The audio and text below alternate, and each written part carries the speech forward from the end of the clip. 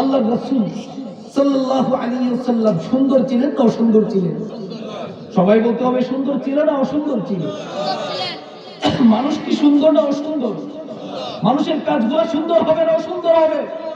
মানুষের আখলাক সুন্দর হবে না অসুন্দর হবে? মানুষের ব্যবহার সুন্দর হবে না অসুন্দর হবে?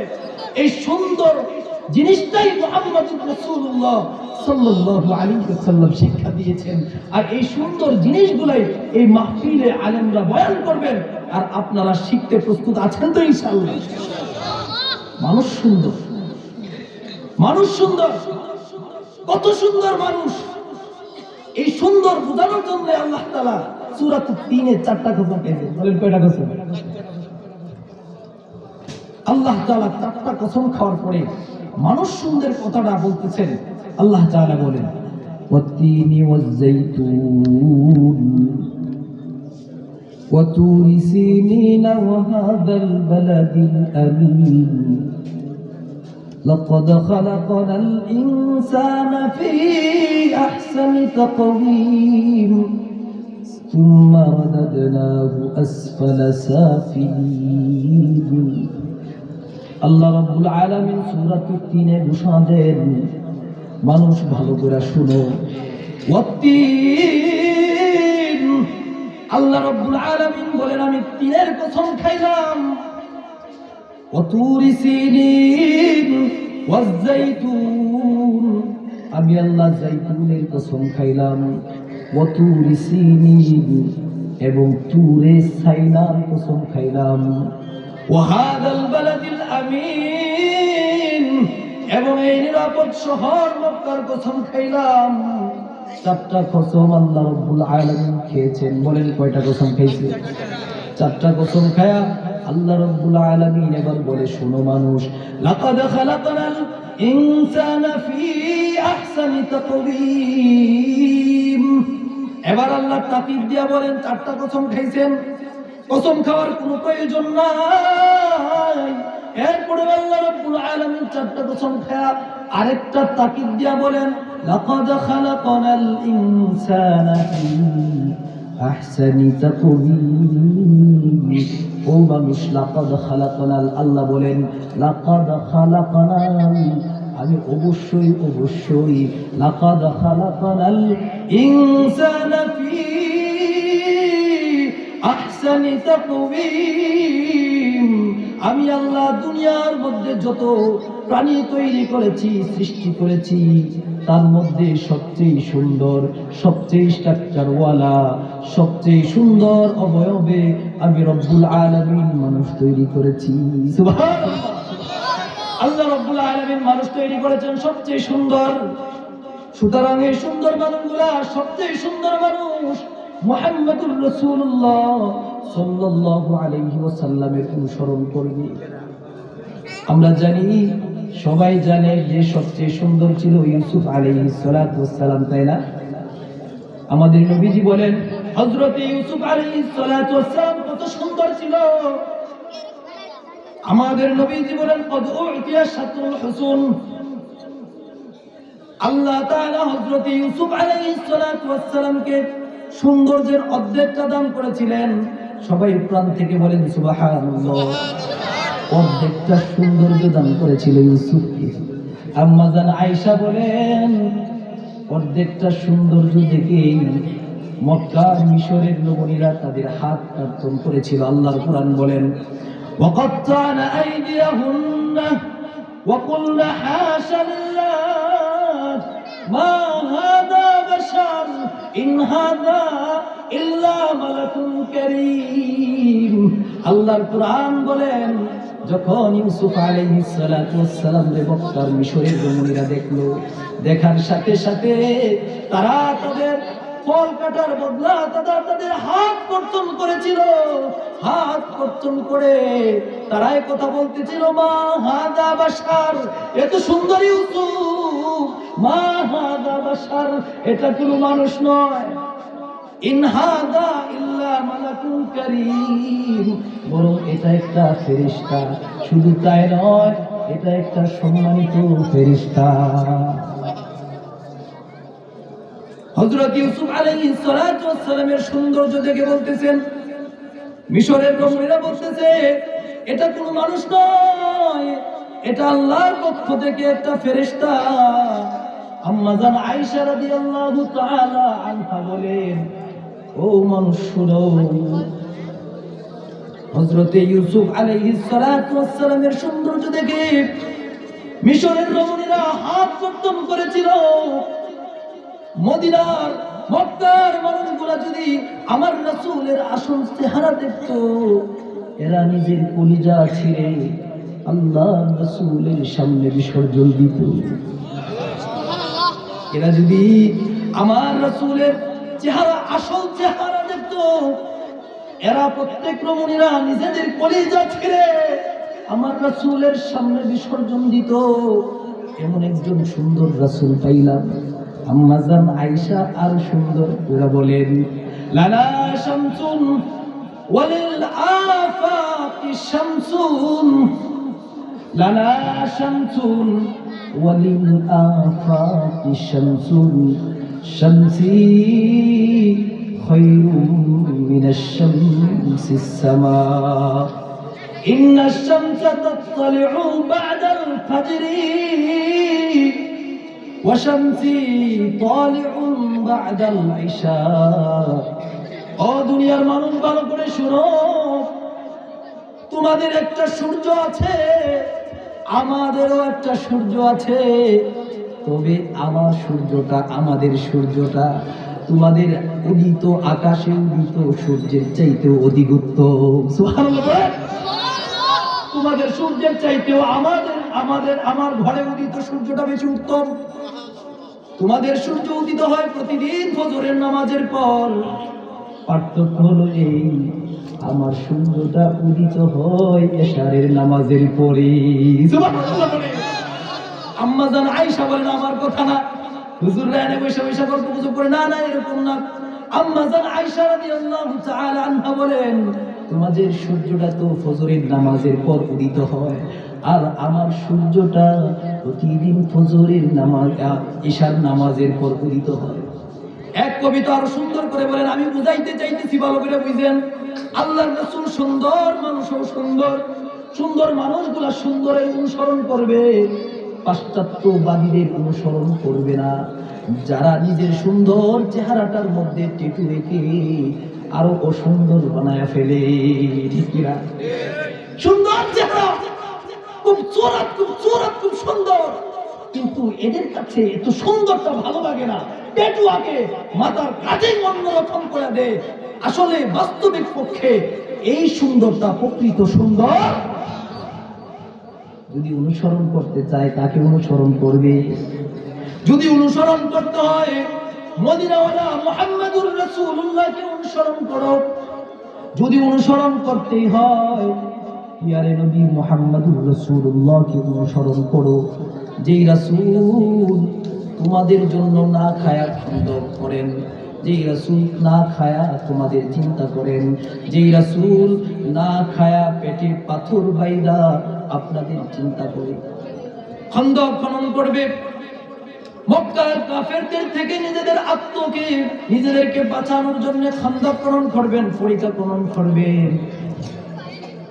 আল্লাহর রাসূল মুহাম্মদুর রাসূলুল্লাহ সাল্লাল্লাহু আলাইহি ওয়াসাল্লাম সবাইকে আদেশ দিলেন খন্দক খনন করতে। সাহাবীরা খন্দক খনন করতে শুরু করে দিয়েছেন, মাটি কাটতেছেন, মাটি খন্দক খনন করতেছেন, একের পর এক সবাই মিলে খন্দক খনন করে।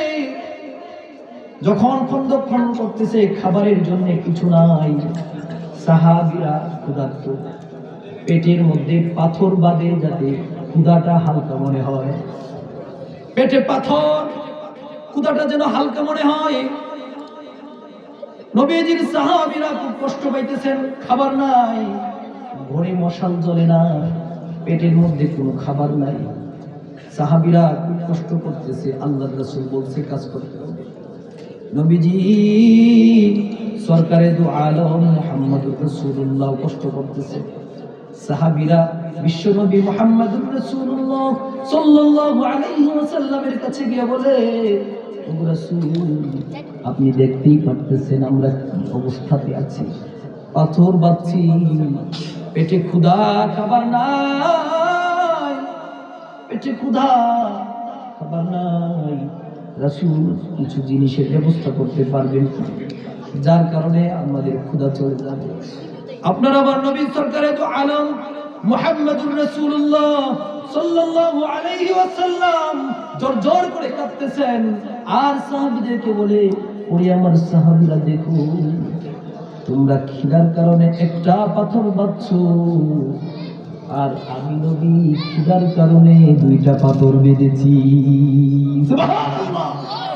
এ তোমার নবী, যেই নবী আপনার দুনিয়াতে আপনার জন্য কাঁদে, আখিরাতে আপনার জন্য কাঁদবে, সেই নবীকে অনুসরণ করবে না তো করবে কাকে? অনুসরণ যদি করতে হয় মুহাম্মদুর রাসূলুল্লাহকে অনুসরণ করতে হবে। মানতে যদি হয় মদিনাওয়ালা মুহাম্মদুর রাসূলুল্লাহ সাল্লাল্লাহু আলাইহি ওয়াসাল্লামকে মানতে হবে। মক্কার মানুষেরা আল্লাহর রাসূলকে দূর দূর করে তাড়ায় দেয়। আল্লাহর নবী মুহাম্মদুর রাসূলুল্লাহ সাল্লাল্লাহু আলাইহি ওয়াসাল্লামকে থুতু নিক্ষেপ করে, থুতুর উপর বালি নিক্ষেপ করে। আল্লাহর রাসূলের আর সহ্য হয় না, থুতু মারে আবার নিক্ষেপ করে বালি। কেমন অবস্থাটা হয়! উলুল জুলুল চেহারা বিশিষ্ট নবীজি সহ্য করতে পারে না। আল্লাহর নবী মুহাম্মদুর রাসূলুল্লাহ সাল্লাল্লাহু আলাইহি ওয়াসাল্লাম আল্লাহ তাআলার আদেশে মক্কা ছেড়ে তায়েফে যান। তায়েফের লোকেরা আল্লাহর নবী মুহাম্মদুর রাসূলুল্লাহকে গ্রহণ করে নাই। কিছু যুবকদেরকে জ্বালায় দিছে, বলে যে পাগল আসছে, মক্কা থেকে পাগল আসছে, এরে তোমরা গ্রহণ করো না, এরে তোমরা দূর থেকে পাথর নিক্ষেপ করো। বলো নাউজুবিল্লাহ! পাথর নিক্ষেপ করো, পাথর। মদিনার নবী মুহাম্মদুর রাসূলুল্লাহ সাল্লাল্লাহু আলাইহি ওয়াসাল্লাম কালেমার দাওয়াত দিতে গিয়েছেন। তায়েফের লোকেরা দূর থেকে পাথর নিক্ষেপ করে, পাথর। আল্লাহর নবীজি মুহাম্মদুর রাসূলুল্লাহকে পাথর নিক্ষেপ করতে করতে জর্জরিত করে ফেলছে। শরীর থেকে ফিনকি দিয়া রক্ত ছুটতেছে, গড়ায় গড়ায় পড়তেছে। আল্লাহর রাসূলের জুতা মুবারক লাল হয়ে গেছে। যায়েদ রাদিয়াল্লাহু তাআলা আনহু বলেন, নবীজি দিনের জন্য আপনি কত কুরবান করতেছেন। নবীজি চিত হয়ে মাটিতে পড়ে গেলেন। আল্লাহ রাব্বুল আলামিন মুহাম্মদুর রাসূলুল্লাহকে মনে হয় দেখেন নাই, আল্লাহর রাসূলকে দেখছেন। জিবরাইলকে পাঠিয়ে দেয়, জিবরাইল যাও আমার হাবিব মুহাম্মদুর রাসূলুল্লাহর কাছে যাও, গিয়ে বলো, হাবিব রে, আল্লাহ রাব্বুল আলামিন দেখতেছে তুমি যে কত বড় কষ্ট করছো। জিবরাইল মুহাম্মদুর রাসূলুল্লাহর কাছে আয়েশা বলে, ওগো রাসূল, আপনাকে তায়েফের লোকেরা অনেকভাবে কষ্ট দিচ্ছে, পাথর নিক্ষেপ করে দিতেছে।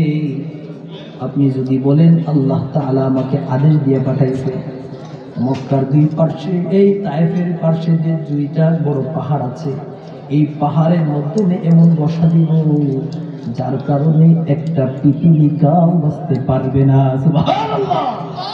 একটা পিপিলিকাও বাঁচতে পারবে না। ক্ষমতা নাই। আল্লাহ ধরলে কাউকে ছাড়ে না, তবে আল্লাহ ধরে না, ধরলে আল্লাহ কাউকে ছাড়ে না। আল্লাহ খুব সহজে ধরে না, কিন্তু ধরলে আল্লাহ ধরলে তবে কাউকে ছাড়ে না। আল্লাহর রাসূল দেখেন কত বড় মায়া। উনি বড় একটা ডাক দিয়ে বললেন, বাল আরজু আন ইয়াখরুজাল্লাহু মিন আসলাবিহিম মান ইয়াবুদুল্লাহ ওয়া লা ইউশরিকু বিহি শাইআ। আল্লাহকে ডাক দিয়ে বলে, না, তায়েফবাসীকে মাইরো না, কারণ এরা ইসলাম গ্রহণ করছে না তো কি হয়েছে, হয়তো বা অতি সত্বর এদের বংশধর থেকে এমন একটা দল বের হবে যারা আমি নবী এবং আল্লাহর কালিমা গ্রহণ করিবে। সুতরাং মুহাম্মদুর রাসূলুল্লাহ আপনার জন্য কাঁদছে, দুনিয়াতেও কান্দে, আখিরাতেও আপনার জন্য কাঁদবে। এই রাসূলকে না মানলে মানবেন কাকে? এত সুন্দর রাসূলের দেহ, এই সুন্দর চেহারার মধ্যে মশা মাছি পড়তো না। আপনার জন্য আমার জন্য পেটে পাথর বাঁধছে, আবার উনি না খায়া থাকে, আবার উনি শরীরের মধ্যে জখম করায়, আবার জখমও করে। এমন রাসূল মুহাম্মাদুর রাসূলুল্লাহ, ওনাকে আমরা অনুসরণ করব। যায়েদ ইবনে সাবিত বলেন, রাসূল কত সুন্দর জানেন? যায়েদ ইবনে সাবিত আল্লাহর রাসূল মুহাম্মাদুর রাসূলুল্লাহর বড় একজন সাহাবী। উনি বলেন, ওয়া আহসানু মিনকা লাম তারা কাত্তু আইনি ওয়া আজমালু মিনকা লাম তালিদিন নিসা খুলিকতা মুবাররাআন মিন কুল্লি আইবিন কাআন্নাকা ক্বাদ খুলিকতা কামা তাশা। ও দুনিয়ার মানুষ, ভালো করে শুনো, মুহাম্মাদুর রাসূলুল্লাহ কত সুন্দর, এত সুন্দর রাসূল। উনি বলেন, যায়েদ ইবনে সাবিত রাদিয়াল্লাহু তাআলা আনহু বলেন, ওয়া আহসানু মিনকা লাম তারা কাত্তু আইনি, আমার এই দুই চোখ আপনার থেকে অধিক সুন্দর আর কাউকে দেখিনি। দুনিয়ার কোনো মা আপনার থেকে সুন্দর কোনো সন্তান জন্ম দেয় নাই। আমার তো মনে হয় দুনিয়ার মধ্যে সবচেয়ে সুন্দর অবয়ব আপনাকে তৈরি করেছেন, যেমন ভাবে নবী আপনি চেয়েছেন। সুবহানাল্লাহ। সমস্ত ত্রুটিমধ্য থেকে আমার রাসূলকে আল্লাহ রাব্বুল আলামিন নিরঙ্কুশ সুন্দর অবয়ব দিয়ে আল্লাহ তাআলা সমস্ত উম্মতের আদর্শ অবয়ব সুন্দর মডেল দিয়ে আল্লাহ তাআলা তৈরি করেছেন। আজকের মানুষ রাসূলকে অনুসরণ করতে চায় না। এক দাড়ি রাখবে তো এরকম স্টাইল, মুখে দাড়ি নাই, আল্লাহর রাসূল মনে হইতেছে যে রাসূল যে দাড়ি রাখছিল ওই দাড়িটা মনে আল্লাহর রাসূলকে সুন্দর বানাইতো না, স্মার্টলি বানাইতো না, স্মুথলি হইতো না, খুব সুন্দর হইতো না আল্লাহর রাসূল। আসলে কি এরকমটা ছিল? আল্লাহর রাসূল সবচাইতে স্টাইলিস্ট মানুষ ছিলেন, বলেন সুবহানাল্লাহ। সুতরাং আমাদের আখলাক, আমাদের চরিত্র, আমাদের সব কিছু কার স্টাইলে হবে বলেন? মুহাম্মাদুর রাসূলুল্লাহ সাল্লাল্লাহু আলাইহি ওয়াসাল্লামের স্টাইলে হবে। মুহতারাম হাজিরিন, সময় অল্প, মেহমানরা আসবেন, আমি তো আপনাদের মসজিদে আছি, প্রতি জুমাবারে আমরা আলোচনা করি। আমার তো বিশ্বাস আপনারা যদি প্রতি জুমার আলোচনা নোট করেও নিয়ে যান, এমন কোনো বিষয় নাই যেগুলো আপনাদের সামনে আমি বলি নাই। কি বলেন আপনারা? সমস্ত বিষয় বলা হয়েছে, কিন্তু অভাব হয়েছে আপনার আমার মধ্যে আমল নাই। সারা রাত ওয়াজ করলেন, কিন্তু আমল নাই আপনার মধ্যে। ফজরের নামাজে মুসল্লি একটাও নেই। বলেন সারা রাত ওয়াজে আপনার কি ফায়দা হইল? কোনো ফায়দা হবে না। আল্লাহ তাআলা কিয়ামতের ময়দানে আপনাকে জিজ্ঞাসা করতে পারবে না, ও মিয়া ওয়াজে গেছিলা কিনা, ও মিয়া তুমি কি ওয়াজ শুনে সারা রাত ওয়াজ শুনছিলা কিনা, এই কথা আল্লাহ জিজ্ঞেস করবেন না। আল্লাহ জিজ্ঞেস করবে, বেটা ফজরের নামাজ জামাতের সাথে পড়ছিলা কি? ঠিক কথাটা কি বুঝছেন? এই জন্যে আমরা নামাজ প্রতি গুরুত্ব দিব। ওয়াজ তো শুনবই, ওয়াজ থেকে আমল শিখবো, আমলটা মসজিদে এসে আমরা বাস্তবায়ন করবো। আমাদের এত বড় একটা মসজিদ আছে, মাশাআল্লাহ, সভাপতি সাহেবের মাধ্যমে আপনাদের চেষ্টার মাধ্যমে একটা মসজিদ নির্মিত হয়েছে। এখানে যদি মসজিদের সৌন্দর্য হচ্ছে মুসল্লিদের মাধ্যমে, আপনি মসজিদ খুব কায়েম করলেন কিন্তু মুসল্লি নাই, বলেন এটা এই মসজিদ বানানোর দ্বারা কোনো ফায়দা আছে? আল্লাহ তাআলা আমাদেরকে বুঝার, আমল করার তৌফিক দান করুন। আপনারা বলুন আমিন। ওয়া আখিরু দাওয়ানা আলহামদুলিল্লাহ। মাশাআল্লাহ, হযরত অল্প সময়ে চমৎকার আলোচনা করে আমাদেরকে শোনালেন। সম্মানিত এলাকাবাসী, আমাদের কাঙ্ক্ষিত মেহমান আমাদের রুমে উপস্থিত আছে।